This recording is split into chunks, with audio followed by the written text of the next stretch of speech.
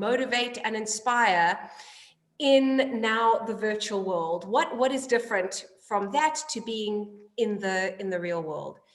And so I'm learning that for myself all the time. And then obviously that is what I'm teaching my clients whose businesses have all gone online, all the meetings and presentations, and that's online. So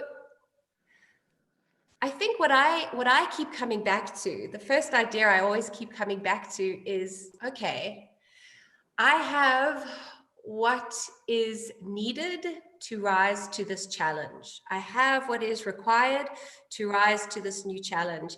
And I say that as much for myself as I do for all of you. You have what is required to rise to this new online challenge. And then I come back to this other idea, which is, in order to reach out, motivate, and inspire, in order to connect through this flat, unbreathing screen, I have to come back to myself. I have to keep coming back to myself. There's this lovely definition of what is presence. What is presence? What is presence? And that it's defined as an inner attention, an inner awareness, and an outward attention. That's the way it goes. It's an inner awareness and an outward attention. And that we can do both at the same time. This inner awareness, noticing myself, and this outward attention, connecting with what is around me and who is in front of me and who is on the screen. And it is such a helpful way of beginning to address this, because I think it's good to just acknowledge that this is a very disorientating medium. And it can be a very strong stimulus to, oh my God, look at me with all my funny facial expressions, and get distracted by looking at yourself. And you're in your own private room that is now public, and I can see all your private rooms or your screensavers. It is a disorientating experience. Is it being recorded? I can't see everybody, so I'm not reading facial cues or cues around, is my message landing? And so the whole experience can be very fraught. And so again, the mitigating factor or the support there is, can I come back to myself? Can I have this inner including myself in order to connect outwards? So today is really not about the technology of the computer. It's not about, can I compose my shot? Where's the lighting? What are the settings on Zoom? How should I be wearing earpods or whatever? This is not that technology. We're looking at the technology of ourselves. We're looking at the technology of our bodies in order to meet this new world where everything is through the screen. And I also remind myself that the screen is built to do what it'll do. That camera will see me. I am seen. I don't have to do more than that. And that the clever sound will pick up all my sound. I don't need to push that. I can come back to taking care of myself, noticing if I'm getting in a bit of a fraught state, and we'll get to that in a moment. And how can I troubleshoot in the moment? So we're going to cover those ideas today, something around awareness, something around breath, something around body, something around voice, something around awareness. And I think that is kind of the strong foundational ideas that we'll kick off from. And I'm going to invite you all to do, and come with me, to do a big full body yawn, a nice noisy take up space full body yawn. And I want you to think of it as a sort of arriving moment, taking time to arrive. Yes, you were in a meeting before, or you were doing something else before, and here you are arriving. And I'm going to invite this delicious big stretch full body yawn. So as if nobody was watching. Let your arms extend. Go on, open your mouth. Take up space. You can make the funny noises that yawns ask you to make, and into your feet. Don't forget your feet, even though you're sitting, lift up one leg. Lift up the other leg. Point your toes. A sort of ungainly, we're not worried about how that looks, but you're going for this full body yawn. And maybe there's something in there that already feels like nice and like a release, and it does for me. So the question that I'm going to ask you is, what is your arriving moment? And in a little bit, I'm going to talk about how you can think about preparing for this, and that it does take a level of pre-orientation and preparation, so that it's not just about, oh shit, is my computer charged and here I am ready to go. And that's the level of like taking into account what's required. Something more about, I need a moment to show up. And something as big as a full body yawn, as declamatory as I'm taking up space, I'm here, I've arrived, can do that. So wherever you are, now just be aware of where you are. How are you sitting? Where are your feet? You don't have to necessarily change position. Just take into account what's happening right underneath your nose right now.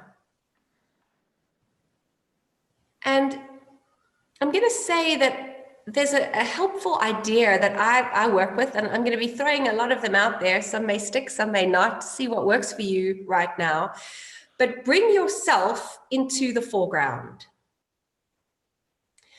So a lot of the time, our physical selves are running in the background. We're very much up here. What do I need to do? How am I going to deal with that? I'm thinking, I'm in my mind, and our bodies, our physical selves run in the background. And it's only when you're doing a run or a yoga class or something that you're like, oh, here is my body. But now here's your body also. And it's part of the support system that you need in order to facilitate presence and voice, because where do they live? They live here. And so bringing yourself into the foreground is a lovely thought. And I'm going to say, bring your head into the foreground. It's not in the background. Bring your torso, this long, depthful, expansive, 3D torso that is more than maybe what you think, than what we know, into the foreground. And I'm including your neck in that. And I'm including your pelvis in that. And just stay with me, because I'm going to go through all the key body parts. Bring your legs that are longer than you realize, that are more efficient and more able than what you've been doing so far this morning. More depthful, more substantial. Bring your legs into the foreground. And your shoulders into the foreground, and your arms into the foreground. So there's something about, oh, I've actually arrived now. Does that make sense? Yeah, it's kind of this lovely thing of, I actually needed a moment to do that. It doesn't happen automatically. And I point that out because such a small idea can shift the whole experience of meeting the strong stimulus of other faces on the screen, of yourself on the screen. There's that lovely phrase, tiny tweaks make huge changes. So this tiny tweak of arriving, bringing yourself into the foreground, noticing where you could be doing less to hold yourself up, and where you could be doing more to hold yourself up. And just take a breath in and sigh out.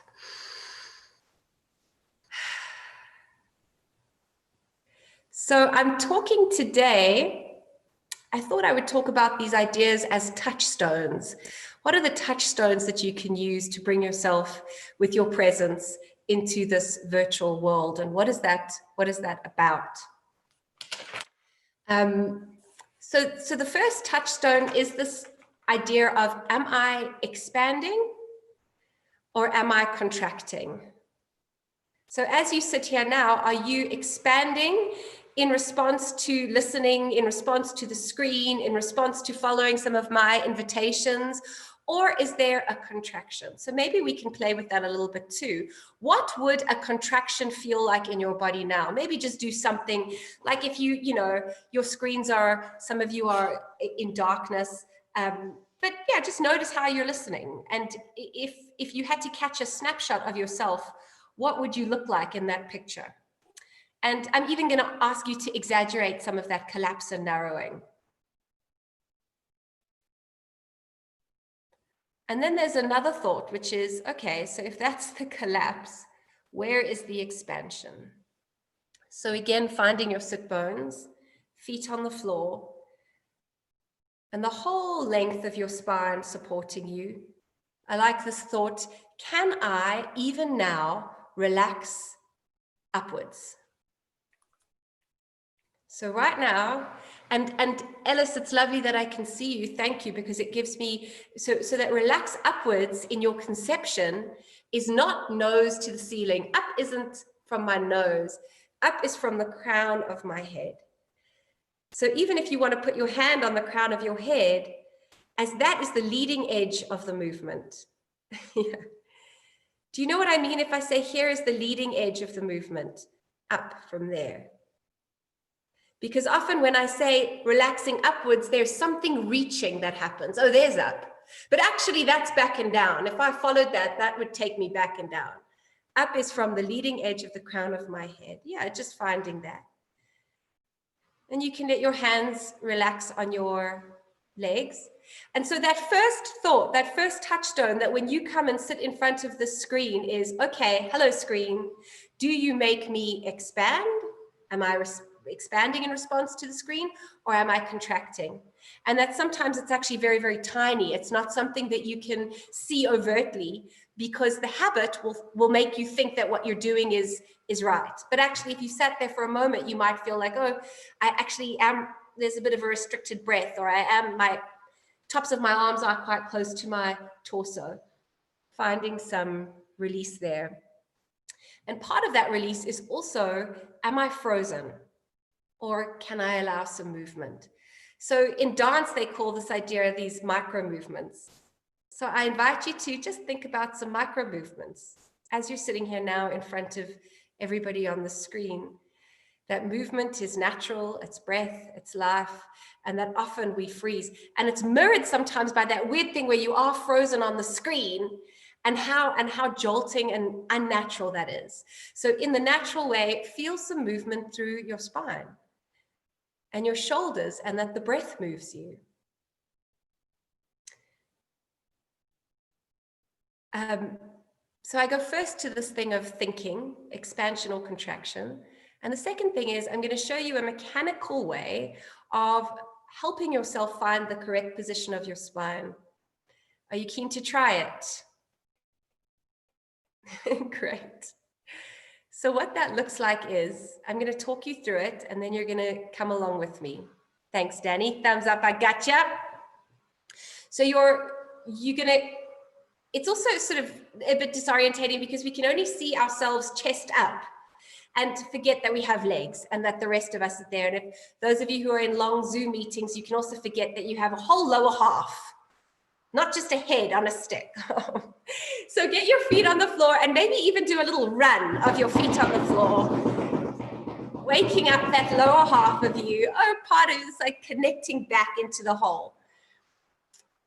And how we're going to do the contraction versus expansion is, I'm going to invite you to bring your arms up, and you're going to do, just wait a moment, you can hear me talk it through. You're just going to breathe in, and then you're going to breathe out, and you're going to stop in a T, at this point in a T. And here, you're going to do a little check, and I'm going to talk you through it. Can you release back down to the chair, or have you hoisted yourself up? Are your fingers moving away from your wrists, or are your hands all flopped? Get your hands nice and long away from your wrists. And at this point, you're going to push as if you were on a bed of water. You're going to push down onto the water, and you're going to find your buoyancy. As you push down, you grow tall. As you push down, you grow up. And at the bottom, your arms rest on your lap, and you take a little breath in and a little sigh out. So breathing in, your hands go up, reaching up into the sky above you. Breathing in. And at that point, see if you can even drop your shoulders a little bit. And now breathing out, pushing away, splitting the air particles. So take your time so you can feel, oh, I'm splitting the air particles. And then you stop here in a T. And just check that you've got space, lots of space between your ears and your shoulders, so you can release your shoulders a little bit more. Lovely, Rolene. And your chin is parallel to the floor, so there's no float like we found earlier. The crown of your head is the leading edge of the movement, so up from the crown of your head. Unhook behind your belly button and allow your lower carriage to arrive on the chair. And from here, push down. Pushing down on the water and grow taller through the crown of your head. And you take your time as you bring your arms to your lap and a little breath in and sigh out. So that is called the Da Vinci. And the idea is that if you know that Vitruvian man, and he is actually in one of these boxes. Here we are in our own box on the screen. But you're using the image of releasing beyond the screen, your little box, to remind you that you are more spacious than just what's in the box. And then this sends the chest bone up and away, drops the shoulders, and you stay up in relation to the down of your arms.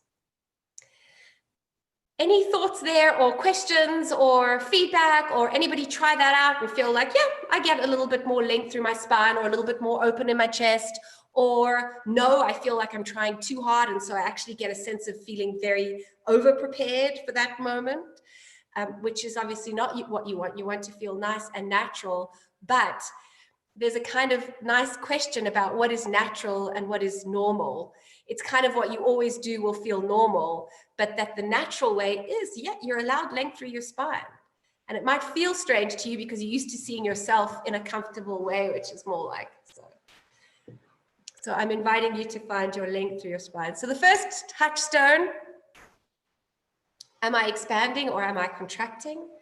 And if you would like to find that in a more mechanical way, then that Vitruvian man, that Da Vinci balanced man pose is a great way to find it, without forgetting that you have feet and you have legs, and even though I can't see them, or you yourself can't see them on yourself, they are there. And that grounding is important for finding voice and presence in the virtual world. So the second touchstone that I'm going to bring into our attention is how important eyes are in terms of being able to connect through the screen. And I know that there's a lot of recommendation to look at the camera, like through the camera, that if I'm talking to you, I should be looking at the camera and not at you on the screen. And I see where the value is in that. But I'm not talking about eye contact from really that point of view. I think eye contact is something about seeing and being seen, and really allowing that the seeing and being seen to be reciprocal. So I give always permission in my classes to look away from the screen. That there's something very nice about disengaging, unhooking from the screen and just looking to the side or looking behind your screen. And that always there is 360-degree horizon available. Can I tap into that? Can I go from myopic and focus to, oh my gosh, yep, there's the horizon. And we call that depth perception or peripheral vision. And there's something about allowing that in that maybe gives some space and breadth to the idea of presence in this domain. There's my 360 degrees. Can you try that? So come to stare at the screen, look at me, I'm concentrating, I want to learn something. I wonder what this thing is, so I'm going to listen. There's something about, and then see what it would be like to open your eyes a little wider, soften them. So not even manually, Ellis, I don't actually want you to pull open. Yeah, no, it's actually, I suppose maybe the invitation is more just like look away gently from the screen, soften your eyes and take in the 360 degrees. I don't say look at the 360 degrees, although maybe we should for a moment, a little experiment, actually look around, scan the horizon at the 360-degree rotation, and then come back to the screen. Yeah, and it's still there. So it doesn't have to be one or the other. We need both, gaze wonder and gaze fix. And if we spend our days with gaze fixing, we're going to get freaking fatigue and tired and all the rest of it. So I don't know if any of you do feel like after a day of staring, what that does for your vision. And we know eyes work best when they are relaxed and interested. So giving yourself permission to look away or beyond, in your mind, take in that 360-degree view. There's a wonderful body of work called, I've got the book here, this Peter Grunwald Eye Body, and he's formed the Natural Eye Vision Institute. And he talks a lot about what helps with symptoms of visual fatigue and all sorts of things. And he's got these exercises called sunning and palming. And I thought maybe I could give you palming, the palming part of the sunning and palming, as a salve to eye fatigue, eye strain. This exercise stimulates peripheral vision, optic nerve function, and it is so super simple. So if you want to find out more about it, then you can look up Peter Grunwald, the eye body work, the art of integrating eye, brain, and body, and then find the corollary to the palming, which is the sunning, but we'll just do palming now. So how palming works is at any point in your day, when you remember, you can bring your hands up to, so I'll just talk you through it before we go. You're going to close your eyelids, and then you bring your hands, the arched part of your palms, to cover gently over your eyes. And if it's too much work to keep your arms up in this way, you could absolutely bring your elbows to the table and just rest your forehead into your eyes. So closing your eyelids. You're going to do it with me now. Close your eyelids. And then you're going to let your palms float up. Let your fingers cross in front of your eyes so the fingers are crossing each other and your eyes nestle gently in the crook of the palm. And for the next 30 seconds or so, notice the inky blackness or the gray blackness behind your eyelids. And let that cool darkness be a relief to your eyes, to your sight. You're going to experience darkness so that your irises can release. And you're staying breathing. Your head is moving away from your torso, so don't let this collapse you. And also just notice the quality of your touch over your face. You don't have to push your palms in. There's space there. And there's something cooling, calming about the darkness. Give yourself another 10 seconds or so, breathing, balancing. And in the next moment, keeping your eyelids closed, you're going to begin to move your hands away from your eyes and feel and enjoy the shift. Your eyelids are closed, but you will be receiving more light through your closed eyelids. Keep your eyelids closed, but it's no longer dark or gray. There's now light allowed to pour through your closed eyelids as your hands float away from your eyes and find themselves, your hands back on your lap. And keeping your eyelids closed, I'm just going to invite you to have a thought of your neck being free so that that leading edge of the crown can move forwards and up in space. Yeah, that's a nice shift, Ellis. Nose slightly down. Shoulders soften and broaden. You can unhook behind your belly button and allow your lower carriage to arrive on the chair. Your feet are resting on the floor and the floor is coming up to meet your feet. And in a moment or two, not coming back to the screen, you're going to let your eyelids blink open and the light will come pouring back in, and you will let your eyes land on something that they want to. You can do it gently, taking your time, trying not to strain at all so that they're still at ease in your eyes and behind your eyes. And then when you are ready, you can bring your gaze back to the screen and have that thought of that image is coming all the way to you. You are not coming to that screen. You don't have to come off your sit bones. You don't have to come off your neck. You're staying in your balance and coordination and allowing the light to come to you and travel through the optic nerve and all the way back to your visual cortex. And the 360. Like, oh, yeah, all that space around me. And take a breath in and sigh out.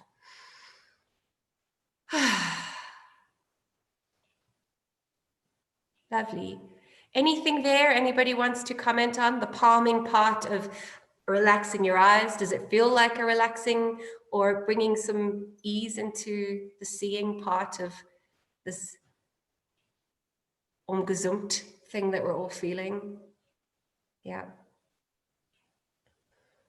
Lovely. I felt it was incredibly relaxing for a few seconds just to sit and not see. So true. It also eases this whole like experience, this virtual experience. You just have those breaks and be more aware. It's kind of like you said, the experience is coming to us. Yeah. Not we're like being consumed by it. So well said, Laurie. Beautiful. The experience is coming to us. We are not getting swept away by it or consumed by it or owned by it. And that's exactly what I freaking mean at the beginning when I said, oh, wow, I have to keep coming back to myself in order to deal with the strong stimulus of the screen. And one of the useful things that I've found about having myself, and it's why I don't take myself off self-view, and I know a lot of speakers do because it can be quite distracting to see yourself, but I like seeing the room behind me. It reminds me that I am not that picture. I'm not two-dimensional, like, oh my God, I'm in this room and you're all in your rooms.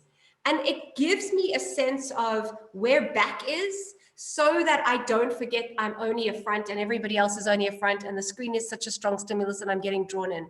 So it's something that you can use as a reminder when you're in a meeting, whether you're talking or participating, to notice your own background, the room, and other people's rooms, that they've also got this depth that we're sharing.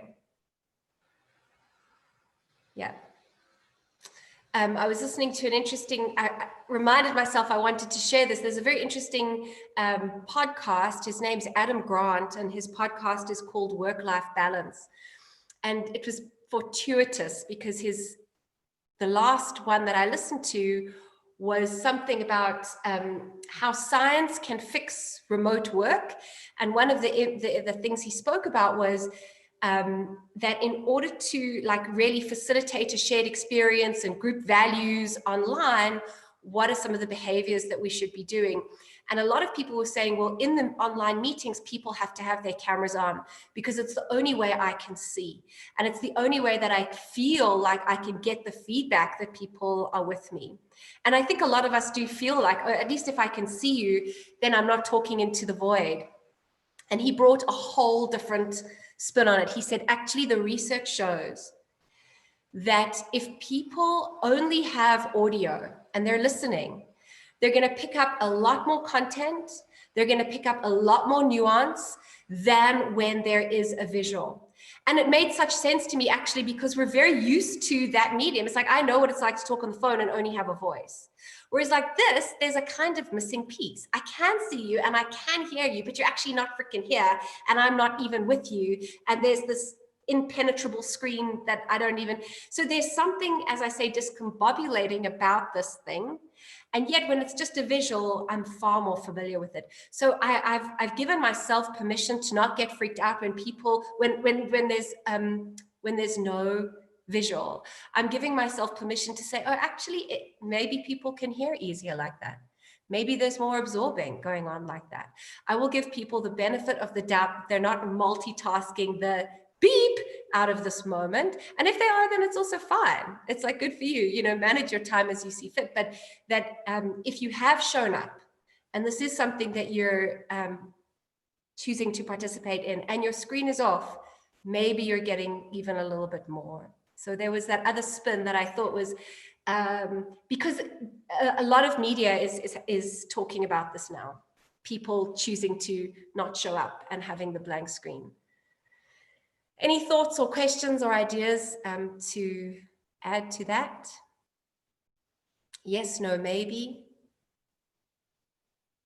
No, you're all fine. So, no, and you know, we've heard so much advice about screens being on, and I, for one, I find the screen extremely distracting. So I feel like if I'm actually not staring at myself and trying to listen at the same time and trying to see, you know, who's on the screen and what's happening, I focus a lot better. Well, exactly. And that you can totally know the research supports that. And some people it might work differently for. Some people feel like, I am going to multitask if I'm not seen. I'm going to always try and be doing something else. Then sort of, you know, what works for you. And that I suppose different things require a different kind of showing up. And I think that it's important to differentiate between whether you're a presenter or just a participant. Because as a presenter, you want language responses. But as a participant, you just want to hear what's going on.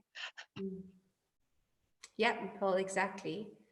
I think as a presenter, yeah, unless you are going to make that call up front, and I've seen amazing experimental webinars and classes where people are playing with this kind of thing all the time. Okay, I'm going to invite everybody on purpose, switch off your screens, and so am I. And then finding these meaningful moments, you say, we'll switch them back on and let's just do a little check-in. And now I give you full permission to switch them off again. And you orchestrate it in quite a decisive way. It's something to play with because it is a new medium and it doesn't have to be either on or off. And you don't have to be either on or off, or that there are all these nuances that, that we're finding as both speakers and participants, how to navigate that. Okay, so the first touchstone was, am I expanding or am I contracting? And I'm going to remind you to expand even now. And that's just a thought. And the second touchstone is something about your eyes. You have permission to look away. You have permission to go off camera if you need to. And that you have 360 degrees always to go back to inspire that idea of peripheral vision, which is really a way of coordinating ourselves for presence.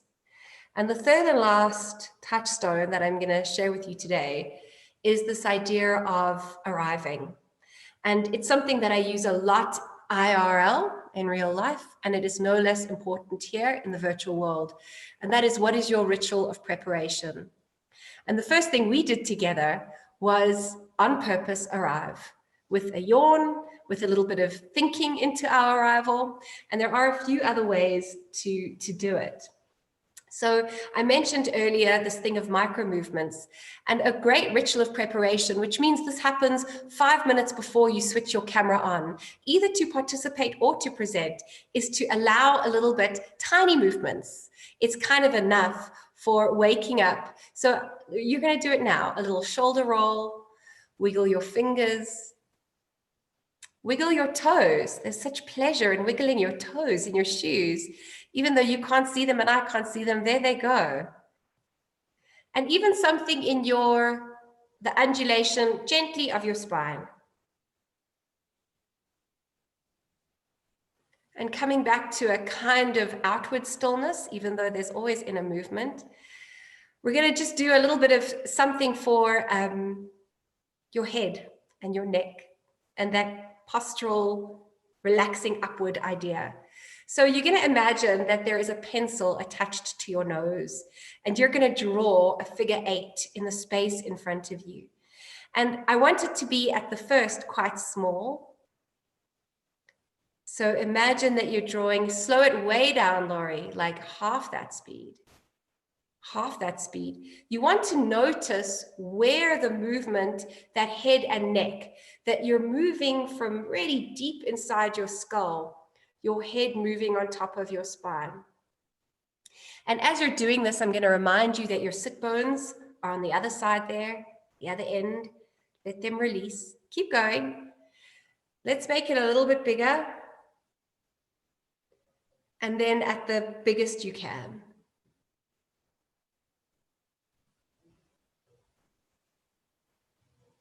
And then you can bring it back down to tiny. You can halve that and halve that and halve that until you're still.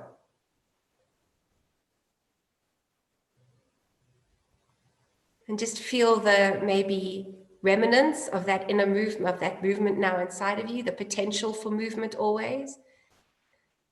And without going too much into it, it is such a great way of reminding yourself to take the handbrake off. That any kind of jamming of your head on top of your spine in whatever way our habitual things are, is a kind of handbrake to the whole breath and your whole presence and system. And finding that effortless fluidity right up there on purpose is going, hey, head, neck, back, all movable, all supporting, all in its tensegrity, nothing. So that as a arrival idea. So a little movement through your body and then a little movement on the head, neck. So those are 2 ideas, include the yawn. So 3 ideas for arriving. I've got a few more ideas for arriving, and then I'm going to ask you, which of the ideas for arriving do you think you might use? That you feel like, okay, that one was weird. I don't think I would do that, but that one I think I could do. So the next one is a breath in and a sigh out.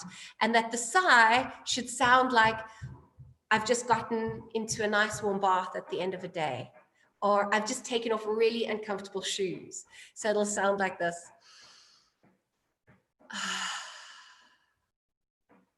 Breathing in through your nose and out through your mouth. Lovely. The last one there is, I don't know if I should do this one. Yeah, let's do it. The last one is, and I can see it because of the sigh out, those of you who I can see, this gets very, very tight. Hold on 1 second while I yell at my child who's bashing down the door as we speak. And I don't want you to hear this because I'm so zen right now, but I'm actually going to be like a crazy woman in about 1 second.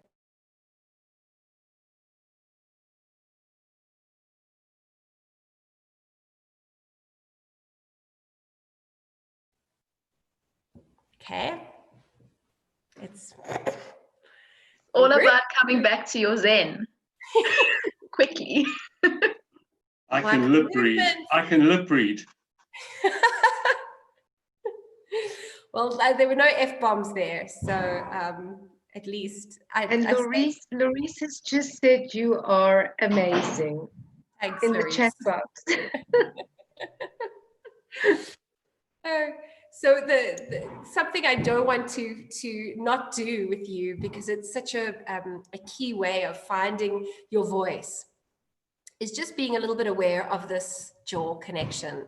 And so what I saw for those of you who are on camera is that the breath out is very stingy. Sorry, I don't mean to be rude to you, but this is how it looks. So stingy. And versus a,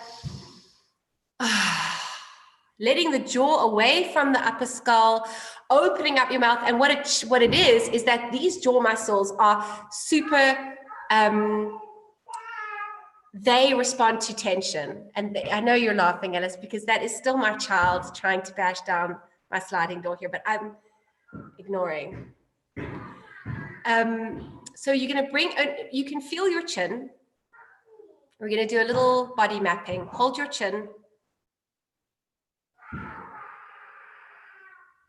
Feel the shape of your jaw.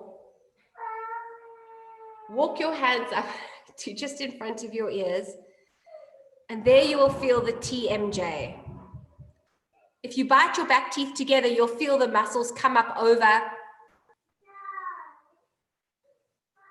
And actually also the other one is there. If you put your hands here and you bite your back teeth together, you'll feel that other jaw muscle. Yeah, you can feel it, yeah. So it's into that jaw muscle. I want you to do a little jaw massage. And what I'm going to remind you is just bring your hands away. Bring your hands away.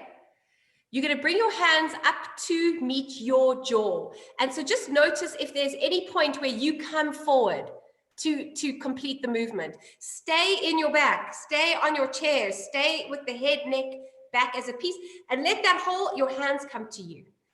Yep, so go for it. Now that you've got that idea of I don't have to come and restrict my breath or slump down on myself, you're staying, expanding.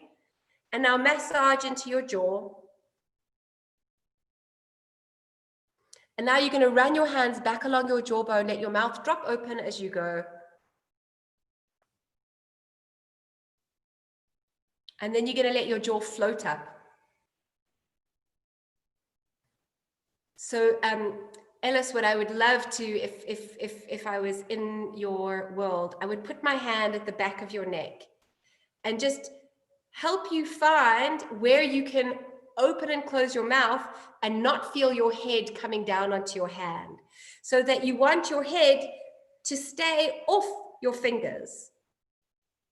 Do you know what I mean if I say that? Exactly. You've had to move your chin all the way down to make sure that your head is not going back onto your hand. It's just a check for you to see if you can release your jaw without moving the rest of your skull. It's like that is separable. I've heard they call the jaw the fifth limb. Oh wow, it moves.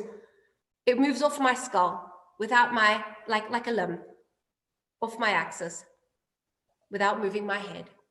Okay, so there's something there about thinking, can I move my jaw as a ritual of preparation before I meet this virtual world so that I know my voice can leave me and I'm not holding onto my sound. And when you do a sigh out, it's with this generous. Okay, let's do one more of those. Breathe in and sigh out.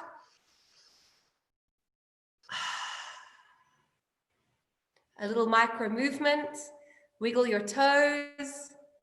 360 degrees. And I'm going to put a full stop there and ask you, what of those things do you think you could take away and use?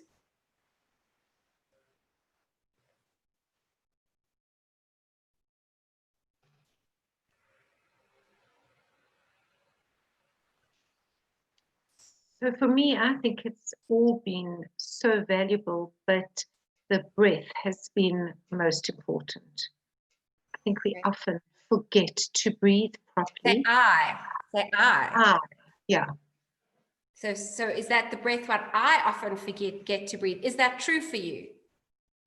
Yes. You know, you're so in the moment and you're talking and you, whatever it may be that you're doing online, that you actually don't breathe properly.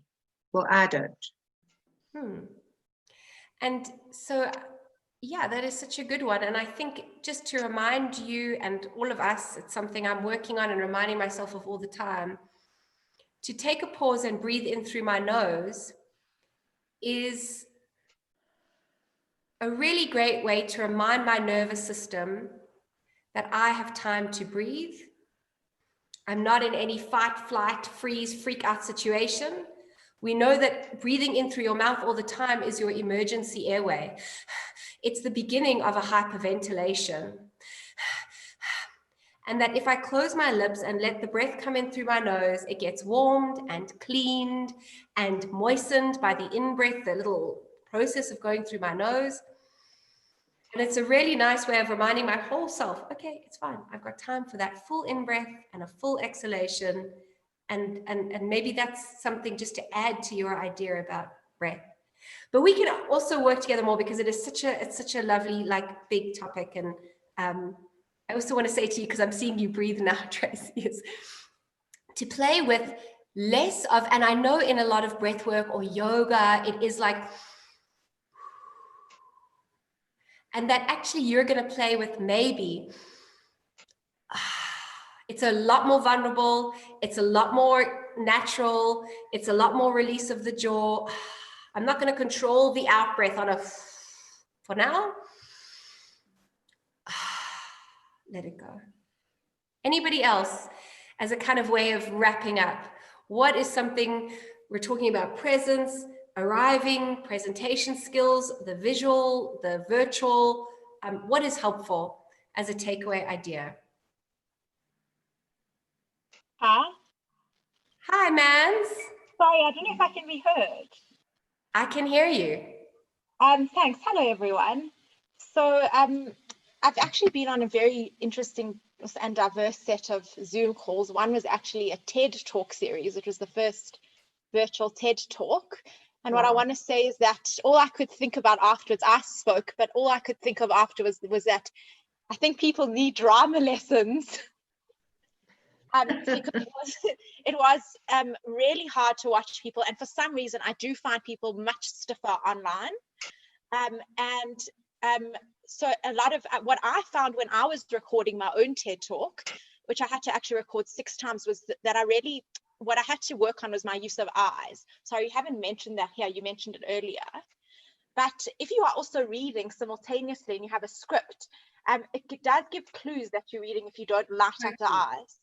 Totally. So that's something I really had to work on. And then I did find looking out into the distance also quite contrived. So I looked out and to the left and looked out to the right, and then also tried to follow my hands a little bit. Because I also found that some people don't tend to stiffen up the top area of their body and, the vertical axis, and then the hands are not free. And then I felt like as I used my hands, the head followed. So I almost try to think of a kind of fluidity. And so a lot of these points, I think, I hadn't made them, haven't articulated them, but they now really do come to the foreground. I really did battle. So you really articulated for me why I battled so much to film myself.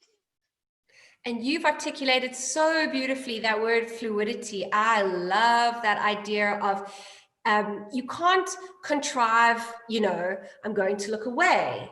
And now I'm going to, it looks like I'm reading, so I'm going to do something else. And you can read it so clearly if it is contrived, and it just doesn't feel. Yeah, it's also that there is a certain lack of use of the body, I found. Exactly. There's so much you can do with your body. You can use your hands. I've experimented with, all the kinds of gesticulation and gestures with my hand, and you can use your eyes, and you can use different pacing of the voice. And it was actually quite a flavorful and textural and, I guess, festive experience once I realized that. And I took my mind away from the purely cerebral, intellectual delivering of the speech. Amazing, Amanda. Exactly.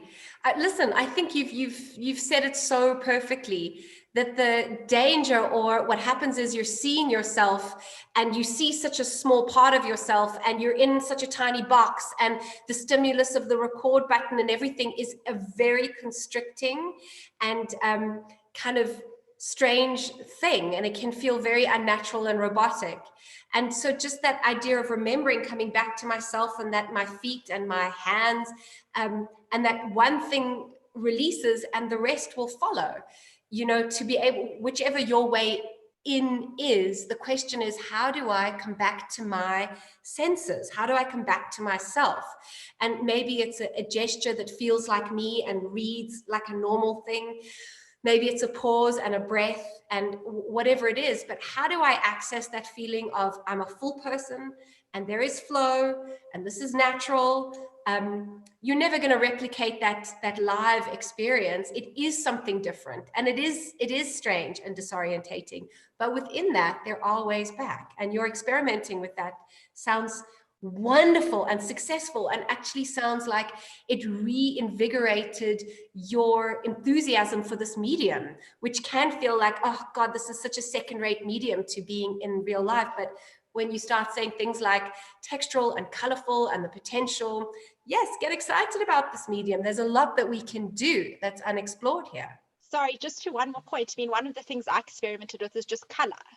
So, you know, using like a very vibrant turquoise background, and then I wore magenta. That's me, but I mean, I think one can really explore just the merely visual aesthetic component of one's background. It's Totally. like it's a stage in a way, so you can decorate and adorn as you like. Yep, wonderful. Thanks, Mans. You'll let us know when we can see your TED Talk, please. Flipping wonderful, so exciting. When is it on? How do we see it? Oh, it's been on already. I'll send it. Please send it. I'm sorry I missed it. Damn. Now I'm intimidated. Rubbish. Send it. All right, so is there any other sort of thoughts or questions? I'm going to have a look here at the chat bar. Ella says breath. Laurie says remembering that you are more than what you see on the screen is really helpful, and freeing your movement. Wonderful. And I mean, that's a lot. It's not a small thing. That is already a wonderful idea to take away and play with. So let's end. I'm going to do a little closing ritual. And very simply, I'm going to ask you to get comfortable. And we're going to do just 5. I usually do quite a bit more, but we'll do 5. And you're going to hold your thumb, your left thumb in your right hand, and then let your hands rest in your lap. Yeah. And you're going to look away from the screen. Trust that you can hear my voice. And the question you ask yourself is, where in my body right now do I seem just a little bit easy? Where in my body right now do I seem a little bit easy? And if there was an inquisitive switch, you would switch it on now, this curious inquisitiveness about yourself right now. And you can change fingers. You're now holding your next finger. And again, you ask yourself, it's the same question every time. Where in my body do I seem just a little bit easy? I wonder where I seem just a little bit easy, and that I'm prepared to be surprised by that answer. It doesn't have to be something that I'm going to directly action. And you can change fingers, and you ask yourself, where else do I seem a little bit easy? I wonder. You're breathing and balancing, relaxing upwards from the seat of your chair, and you change fingers and you say, okay, where else do I seem a little bit easy? Where else?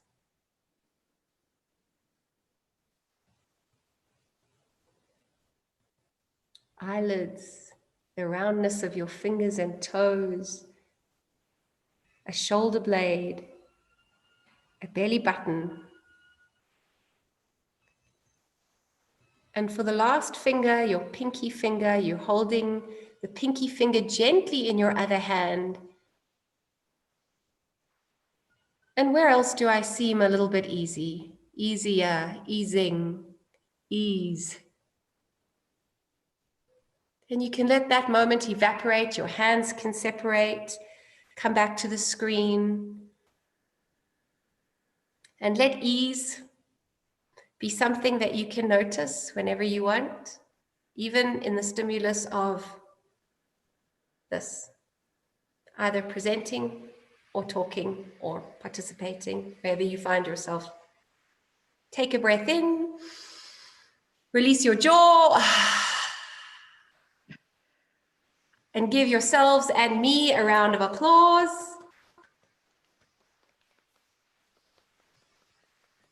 And we are done. Thank you, thank you, thank you for joining. Hope you get something valuable from it. Caryn, can I just say that I wish we had this earlier before we started working from home, because it's just brought so much awareness that we kind of sit in a box, or I sit in a box and I don't realize my surroundings, and that I actually have a body and that there's so much that I can do with it, not only when I exercise. I mean, that is just ridiculous to just think that you can do this just exercising. No, so thank you so much. Really. Amazing reflection, Laurie. That is great. Sorry. We have comments coming through. Thank you for always inspiring, phenomenal